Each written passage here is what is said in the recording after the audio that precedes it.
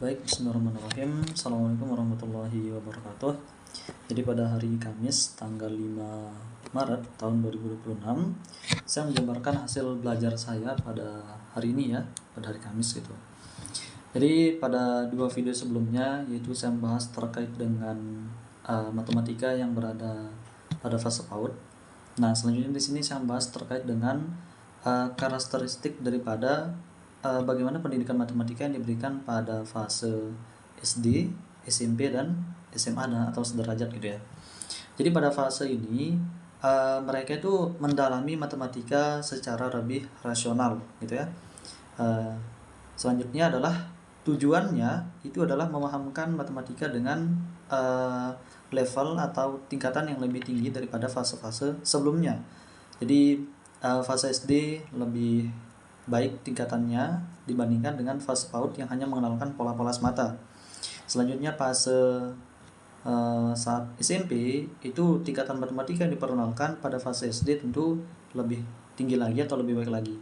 Selanjutnya pada fase SMA tentu nanti tingkatannya akan lebih baik atau lebih tinggi lagi dibandingkan dengan fase-fase sebelumnya.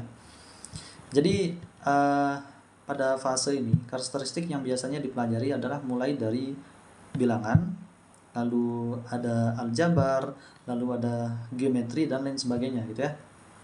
Itu karakteristik daripada pendidikan matematika pada fase SD, SMP maupun SMA.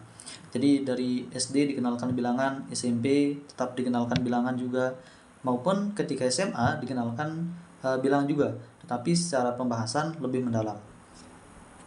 Selanjutnya adalah pembelajaran matematika yang diberikan kepada teman-teman kita yang berkebutuhan khusus ya, dimana bahasanya pada CP ini adalah matematika khusus, dimana mata pelajaran matematika yang diberikan untuk teman-teman kita yang berkebutuhan khusus ini pada karakteristiknya hampir sama ya dengan yang SD, SMP maupun yang SMA.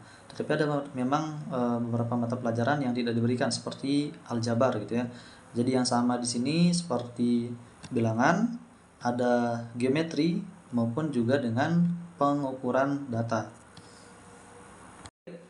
Saya akan memberikan kesimpulan terkait dengan hasil belajar saya pada minggu kedua ini, dimana pada video sebelumnya saya membahas terkait dengan matematika pada PAUD, dan video yang saat ini adalah matematika pada SD, SMP, SMA sederajat maupun yang SLB, SD, SMP maupun yang SMA pula.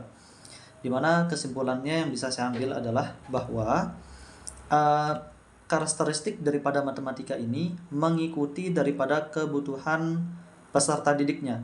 Jadi pada fase PAUD merupakan fase perkembangan, maka pembelajaran matematika yang diberikan juga hal-hal yang sederhana, mulai dari pengenalan matematika itu sendiri melalui pendekatan pemberian pola-pola.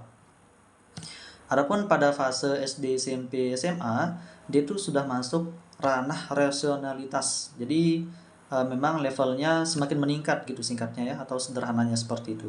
Adapun pada fase yang teman-teman kita yang berkebutuhan khusus atau SLB, dia juga masuk dalam fase rasionalitas, tetapi memang ada beberapa mata pelajaran yang ditiadakan gitu ya, sehingga namanya di CP ini adalah matematika khusus.